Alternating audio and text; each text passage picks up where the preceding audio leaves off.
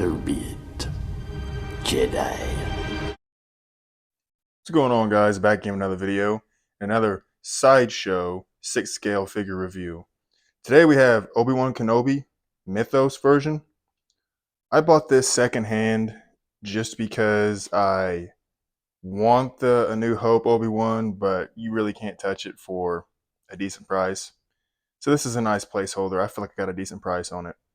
You look at the back here, we got some awesome art showing him in his old man hermit looking form. So I'm going to get this slip cover off and take a look at the figure.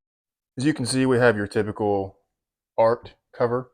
And this is pretty much the same as what's on the back of the box. So taking this off, we have the figure in plastic like a normal 6 scale figure. Nothing crazy here. All right, guys, here he is. We have Obi-Wan Kenobi. This is supposed to represent him in between Episode 3 and New Hope. As you can see here, we have double jointed elbows. Pretty decent range of motion in the hips. I would say overall, the body feels a little less in terms of quality than a Hot Toys figure, as this is my first Sideshow figure. But to be honest, it holds up pretty well.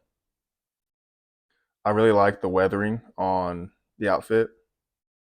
Starting with accessories. As you can see, we have a plethora of accessories. I mean, this is the big point of interest on this figure, right? Is the backpack with all the details, the Clone Wars armor. I mean, this is the selling point of the figure, at least a big one in my opinion. You look at the details, it just gives the figure so much more life. We have 3 lightsaber hilts, of course Obi-Wan's, the Skywalker hilt, and Qui-Gon's hilt. Pretty nicely detailed. You can see some weathering there. It's a nice addition. Got some macro binoculars here. Big O, almost sand people rifle, and all his hands. And here are his goggles with the red lenses. Alright, guys, here he is under some decent lighting. I mean, just by taking a look at this figure, it commands quite a shelf presence. Now, I know the face sculpt and quality isn't to the degree that a Hot Toys would be, and that's to be accepted. As I said, I felt like I got a decent price on this, and to be honest, it was sort of an impulse buy. I didn't have plans of buying it, so for all I know, I may get rid of it in the future. But overall, this figure is really nice, and it gives me the representation that I want of an Alec Guinness Obi-Wan Kenobi. Although in his younger years, it's still very nicely done.